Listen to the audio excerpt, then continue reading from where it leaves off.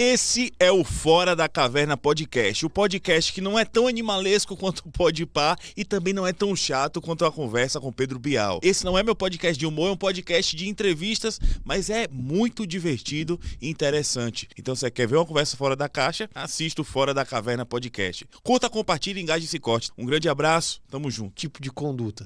Agora, a dúvida que eu tenho, Rubinho, é como advogado você percebe que no mínimo, o STF está sendo inventivo demais, não está seguindo a Constituição ao pé da letra, certo? E você observa isso enquanto advogado, você faz parte do poder público porque você é político, porque não vejo nem por parte de, sei lá, da OAB ou de pessoas que trabalham com a lei uma movimentação efetiva para combater isso, nem eu vejo isso por parte dos parlamentares. Por quê? Bom, como advogado, eu vou te falar, eu tenho vergonha da OAB. Uma instituição arcaica, composta por indivíduos que não estão muito preocupados com a democracia nem com a advocacia. A gente tem aquele grupo de prerrogativas lá que é feito por advogados de réus da Lava Jato, que passa a atuar no judiciário para defender esses réus, como Lula, e falar em nome da democracia. A OAB não atua mais em prol da sociedade. Era uma instituição que antes era muito respeitada porque atuava em prol das garantias, das liberdades, mas principalmente do cumprimento das leis. Hoje não. Ela é uma instituição que ela faz parte ali de ficar distribuindo honraria e entre eles ali se masturbando mentalmente para falar que o cara tem uma comenda, o outro tem outra comenda. Não serve para nada a OAB. Não sei cobrar da gente mensalidade no começo do ano. Já no meio político, é muito interessante, porque a gente conversa com esses políticos antigos e eles têm um cuidado muito grande com a imagem. É impressionante, eles acham que eles são seres supremos porque ganharam uma eleição. E por conta disso eles têm que ser cortejados, eles têm a grande função de falar para você o que você quer, o que é bom para você, e esquecem que as pessoas têm liberdade, que as pessoas têm opinião própria, elas têm a capacidade de decidir pela própria vida. E aí, no meio disso tudo, eles querem impor, por meio de um politicamente correto, eles são muito suscetíveis a isso, toda essa agenda esquerdista. E, na grande verdade, esses políticos antigos, eles são suscetíveis à crítica. Então, o que acontece? Se sai uma matéria, ninguém viu a matéria, ninguém ligou. Mas sai uma matéria falando mal deles, os caras começam a arrancar o cabelo, eles ficam desesperados. Ah, meu Deus do céu, vai acabar com a minha imagem. Pô, calma lá, analisa o negócio. Eles não conseguem fazer esse tipo de análise. Eles ficam preocupados porque um indivíduo criticou.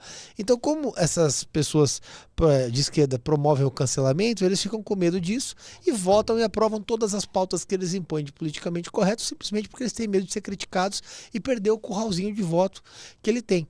Vou te dar um exemplo bem bobo que aconteceu hoje. Saiu uma matéria que a Defensoria Pública pediu a suspensão do Smart Sampa, um sistema de câmeras que tem na cidade de São Paulo, que tem feito a leitura física das pessoas e prendeu alguns bandidos aqui na cidade. O sistema bom, tá funcionando. E aí tinha alguns vereadores preocupados. Não, porque estão batendo no prefeito? Pô, tá presente pro prefeito, a defensoria opinou. Dane-se a defensoria, não tem que cumprir. Essa galera só defende preguiçoso, só defende vagabundo, só defende esse bandido. Por que os caras estão querendo suspender durante o carnaval um sistema que prende criminoso? Não pode prender os caras? Sim. Entendeu? Estão ajudando os caras preocupados. Eles não sabem lidar com a crítica. Eles não sabem ver uma crítica e entender que às vezes a crítica é positiva. E aí eles ficam desesperados e são suscetíveis a toda a pressão da esquerda, e a esquerda sabe trabalhar muito bem isso, vai impondo a agenda do politicamente correto goela abaixo deles o tempo todo. Você acha que a falta de enfrentamento ao judiciário também é por conta disso, desse medo com a imagem? Não, aí é medo do judiciário mesmo. Esse pessoal tem medo do judiciário. A decisão judicial, os caras ficam desesperados. O MP falou, tá bom, deixa o MP falar, a função dele é palpitar. A questão é a seguinte, se você não se impor, não impor os seus valores, não impor aquilo que você acredita de verdade, você vai ser sempre refém dessa turma. E eles acabam se tornando refém disso, justamente por conta da própria covardia e da própria soberba. É uma mistura de covardia e soberba, é uma mistura muito ímpar ali, que torna um político tradicional. Agora deixa eu fazer uma pergunta, que Bolsonaro não se enquadra nessa descrição, porque o que me parece os filhos dele, Flávio Bolsonaro, e impediram a evolução da Lava Toga, ficou claro ali por se proteger, talvez pela questão da rachadinha. As indicações de Bolsonaro pro STF, para a PGR, mostram um desalinhamento com o que ele prega, que seria a direita, um país mais livre, tudo que a gente falou aqui, e mais um alinhamento com a manutenção do prestígio e de conexões. Não seria Bolsonaro esse cara que também da política antiga? O Bolsonaro é um político que ficou 27, 28 anos na Câmara dos Deputados. Eles têm os hábitos dele. A questão é que da forma dele atuar é muito diferente da forma como os políticos arcaicos e tradicionais atuam. Eu nunca vi um político tradicional, por exemplo, falando, dá que eu te dou outra vagabunda, como ele fez com a Maria do Rosário.